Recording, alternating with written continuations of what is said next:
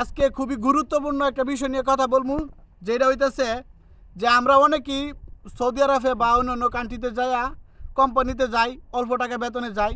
যাওয়ার কিছুদিন পরে আমাদের মন জায়গা নষ্ট হইয়া চিন্তা করি যে অল্প টাকা বেতনে আমাদের কি হবে, এটা সেটা চিন্তা করি যে ফিউচার হইব না।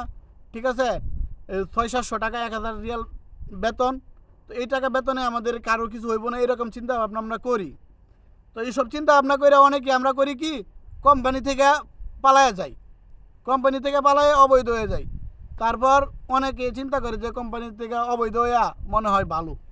ভাই অনেক লোক আছে কোম্পানি থেকে অবৈধ হইয়া এমন পস্তাইছে যা বলার বাইরে। কারণ হইতেছে, প্রথমত আপনার কোম্পানি থেকে পালাই গেলে আপনার বাইরে যদি আপনি কাজ কাজ জানা থাকে ভালো, আপনি যদি কোনো কাজের মিস্ত্রি হয়ে থাকেন, যদি আপনার চেনা জানা লোক থাকে, তাইলে যদি হ্যাঁ আপনার হেল্প করে, তাইলে আপনি যদি কিছু করতে পারেন। তারপরও আপনার একটা বড় একটা রিস্ক থাকে। রিস্কটা হইতেছে আপনার যে কোনো মুহূর্তে পুলিশে ধরতে পারে।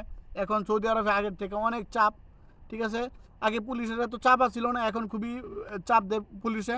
খুবই চেকিং, খুব কড়াকড়ি চেকিং চলে। আপনি বাজারে যাইতে পারবেন না, এই দিকে যাইতে পারবেন না, এই দিকে যাইতে পারবেন না। আপনার মনের মধ্যে একটা ডর থাকবো।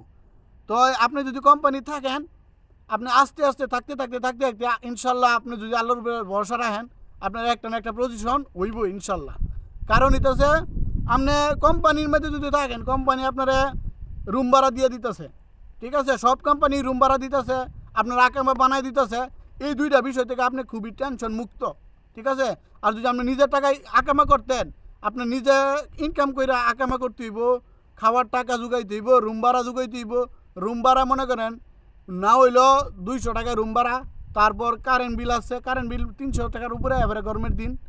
তো এইসব চিন্তা ভাবনা কইরা ভাই, কোম্পানি থেকে যদি আপনি আলাদা হন, আপনি 100 বার চিন্তা ভাবনা করে তারপর কোম্পানি থেকে আলাদা হইবেন। আমি মনে করি যে কোম্পানিটাই বেটার।